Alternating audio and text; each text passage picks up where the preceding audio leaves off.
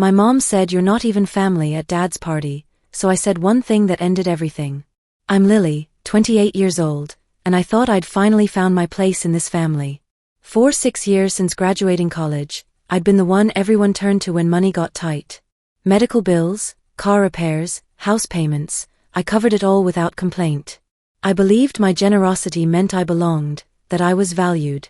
But sitting at that restaurant table during Dad's 60th birthday celebration, watching Mom's face twist into something cruel, I realized how wrong I'd been. The woman who raised me was about to say something that would shatter every illusion I had about family loyalty. Before I tell you what happened that night, let me take you back to where it all began. Growing up as the middle child between two brothers wasn't easy. Jake was 3 years older, the golden boy who could do no wrong in Mom's eyes. Danny was 2 years younger, the baby who got away with everything. I was just Lily, stuck in between, constantly trying to prove I deserved the same attention and love they seemed to get effortlessly. From elementary school through high school, I threw myself into academics while Jake played baseball and Danny charmed everyone with his guitar skills. I studied relentlessly, made honor roll every semester, participated in debate club, volunteered at the local animal shelter. I thought if I just worked harder, achieved more, Mom would finally see me the way she saw my brothers. The financial struggles started when I was 15. Dad's plumbing business hit hard times during the recession. I watched my parents whisper anxiously over bills at the kitchen table, saw Mom's face when she had to tell us there wouldn't be money for new school clothes that year. Jake was already at State University on a partial baseball scholarship, but even that wasn't covering everything. That's when I decided my future. I was going to study accounting, make good money, and ensure my family never struggled again. I spent my junior and senior years working part-time at Mel's Diner, saving every penny for college while maintaining my 4.0 GPA. The full scholarship to Northwestern felt like vindication. Finally, I'd done something that made Dad beam with pride, and Mom grudgingly admit I was smart. But even then, I noticed she always added qualifiers. Lily's smart, but she doesn't have Jake's natural leadership. She's focused, but not as gifted as Danny with people. College was where I truly found myself. Numbers made sense in a way human relationships never had. By my junior year, I was tutoring other students and had landed an internship at Morrison & Associates. That's also when the first call came. Lily honey, your father's Ford broke down and we can't afford the repairs. I know you're just a student, but... I didn't hesitate. I sent $500 from my tutoring earnings, money I'd been saving for textbooks. When Mom called again 2 months later about an unexpected medical bill, I sent another $300. Then it was the mortgage payment they were short on. Then Danny's car insurance.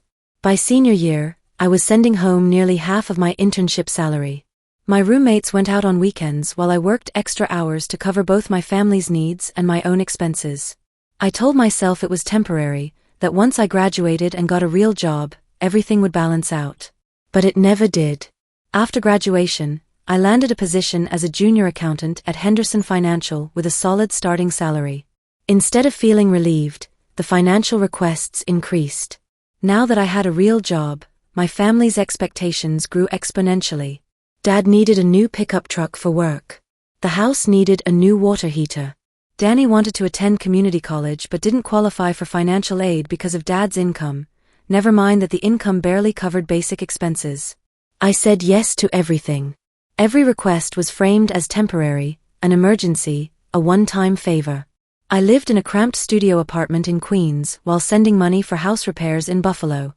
I drove a 12-year-old Honda Civic while making payments on Dad's Chevy Silverado. I bought generic groceries while funding family dinners at Olive Garden whenever I visited. The pattern was so gradual, I barely noticed it forming. I became the family ATM, the reliable one, the responsible daughter who had it all together. What I didn't have was a life of my own. But I told myself that sacrifice was what love looked like. My relationship with Kevin suffered because of it. He was a software engineer I'd met through work, kind, stable, everything I thought I wanted. But every time we planned something special, a family crisis would emerge. Our romantic weekend in the Hamptons got cancelled when Jake's Jeep was repossessed. Our engagement discussion got postponed when Danny needed bail money after a bar fight.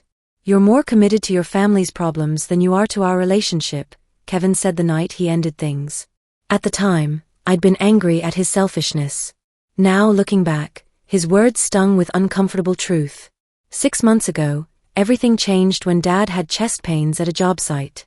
The ambulance ride, emergency room visit, and cardiac workup revealed 3 blocked arteries requiring immediate bypass surgery. The medical bills were staggering, even with insurance. Without hesitation, I emptied my savings account and took out a personal loan to cover the costs. During Dad's recovery, I visited every weekend, bringing groceries from Whole Foods and helping with household tasks Mom couldn't manage alone. It was during one of these visits that Mom mentioned Dad's upcoming 60th birthday. She seemed stressed about not being able to afford a proper celebration. "Don't worry about it," I told her. "Let me handle everything." I researched restaurants for weeks, finally settling on Rosario's, an upscale Italian place in downtown Buffalo. I made reservations for 8 people, arranged for flowers, even coordinated with the staff for a special birthday tiramisu. The cost would be significant, but seeing Dad happy after such a difficult year felt worth any price. When I called to confirm the details, I told Mom I'd take care of the bill, but suggested we present it as a family gift to Dad. I didn't want him feeling guilty about the expense, especially after all the medical costs. "That's very generous, Lily," Mom said, but her tone was flat, almost resentful. At the time, I assumed she was just stressed about Dad's health. Looking back now, I realized that was the beginning of the end. The resentment had been building for years, and I was too blind to see it coming. The evening of Dad's birthday, I arrived at Rosario's 30 minutes early to confirm arrangements with the staff. The restaurant was elegant without being stuffy, warm lighting, exposed brick walls, and the scent of garlic and fresh basil in the air. I'd requested a private dining area, and the hostess led me to a beautiful corner section with floor-to-ceiling windows overlooking the Buffalo skyline. Fresh sunflowers adorned the table exactly as I'd arranged. The sommelier approached to discuss wine selections, and I chose a bottle of Dad's favorite Cabernet Sauvignon from Napa Valley, despite the $90 price tag. Everything had to be perfect. My family arrived together, a coordinated unit from which I somehow always felt separate. Dad looked distinguished in the navy blazer I'd bought him for Christmas, his color much better than it had been months earlier. Mom wore her best dress, the emerald one with the pearl buttons, and had clearly spent time on her hair and makeup. Jake arrived with his wife Courtney and their 2 kids, 10-year-old Sophia and 8-year-old Mason. He'd put on weight since his baseball days but still carried himself with that confident swagger that had always made him Mom's favorite. Courtney was perfectly polished as always, designer handbag and manicured nails, supported by Jake's management position at Allstate Insurance. Danny came alone, having broken up with his latest girlfriend the month before. At 26, he was still finding himself, working part-time at Guitar Center while supposedly pursuing his music career. His charm remained intact, making everyone laugh within minutes of sitting down. Then there was me, Lily, 28, and single after Kevin ended things 3 months earlier. He'd said I was too focused on everyone else's problems to pay attention to our relationship. At the time, I'd been angry at his selfishness. Now, sitting alone while my brothers had their families, his words echoed painfully. "Lily, this place is fancy," Danny whistled, looking around at the restaurant. "Must be costing someone a fortune." "It's Dad's 60th, I replied simply. "He deserves something special." Mom's expression tightened almost imperceptibly. "Well, some of us believe in living within our means." The comment felt like a small barb, but I brushed it off. This evening was about Dad, not whatever mood Mom was in. As we settled into our seats, I noticed Mom positioning herself at the opposite end of the table from me. Dad sat at the head, beaming with happiness at having his whole family together. The kids chattered excitedly about the fancy cloth napkins and multiple forks at each place setting. The server approached with menus, and I caught his eye, nodding slightly. We'd arranged earlier that he would discreetly handle the bill when the time came. I'd already provided my credit card information to avoid any awkward moments about payment. "Should we start with some wine?" I suggested, knowing Dad would appreciate the gesture. "Wine sounds perfect," Dad agreed, his eyes crinkling with joy. "This is such a treat, having everyone together like this." But as the evening progressed, I began to notice Mom's comments becoming more pointed, more personal, more cruel. As the appetizers arrived, calamari and bruschetta to share, Mom's commentary took on a sharper edge. When I mentioned my recent promotion to senior accountant, she remarked, "Must be nice to have all that extra money to throw around." When the waiter suggested we try their signature cocktails, I said we should order a few for the table. Mom added, I suppose when you're single with no real responsibilities, you can afford to be generous. Each comment was delivered with a smile, couched in language that could be interpreted as harmless observation, but the underlying message was clear. I was being criticized for the very financial stability that had been supporting the family for years. Dad seemed oblivious to the undercurrents, lost in his happiness at the celebration. Jake and Danny laughed along with Mom's remarks, treating them as good-natured family teasing. But I felt each one like a paper cut, individually small, but collectively devastating. As the main courses arrived, Dad's favorite osso buco, my lobster ravioli, the conversation turned to family memories. Everyone shared stories about Dad's life and accomplishments. It should have been heartwarming, but Mom's commentary continued to poison the atmosphere for me. When Jake told a story about Dad teaching him to throw curveballs, Mom added, he was always so patient with the boys. Girls need different kinds of attention though. When Danny shared a memory about Dad coming to his high school concerts, she said, your father always made time for what really mattered. Not everyone appreciates that kind of dedication. I tried to contribute my own memories, but each attempt was either ignored or somehow twisted into criticism. When I mentioned how Dad had driven 4 hours to my Northwestern graduation, Mom responded, well, he felt obligated. You were always so demanding of his attention. The wine was flowing freely now, and with each glass, Mom's restraint seemed to diminish. Her comments became more direct, less disguised as casual observations. Lily always thinks she knows best, she said when I suggested we order dessert for Dad.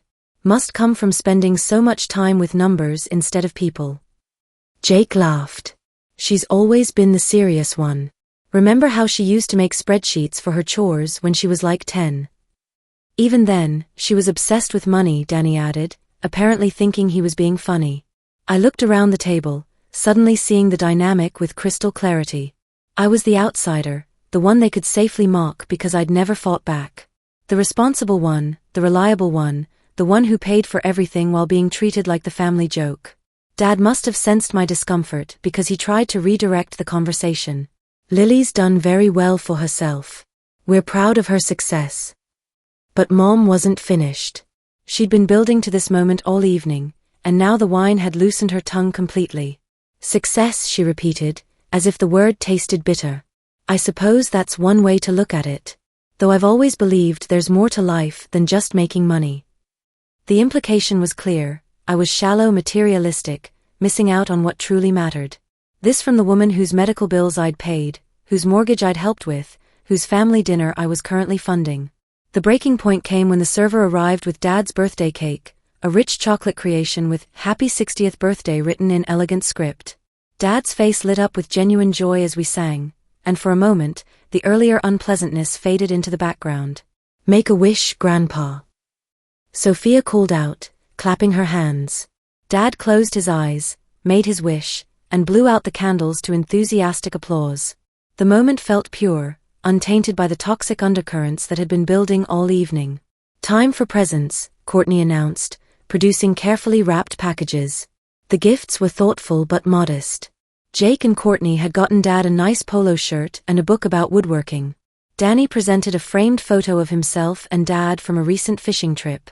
The kids had made handmade cards that Dad treasured as much as anything else. I had saved my gift for last, both because I wanted it to be special and because I was nervous about the family's reaction. The watch had cost more than everyone else's gifts combined, but when I'd seen Dad admiring it at Tourneau months earlier, I'd known it was perfect.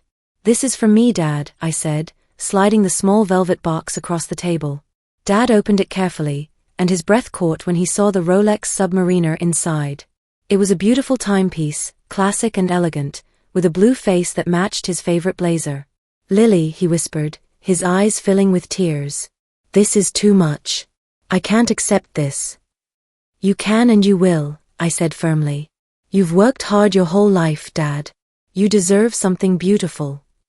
He lifted the watch from its box with reverent hands, and I helped him fasten it around his wrist.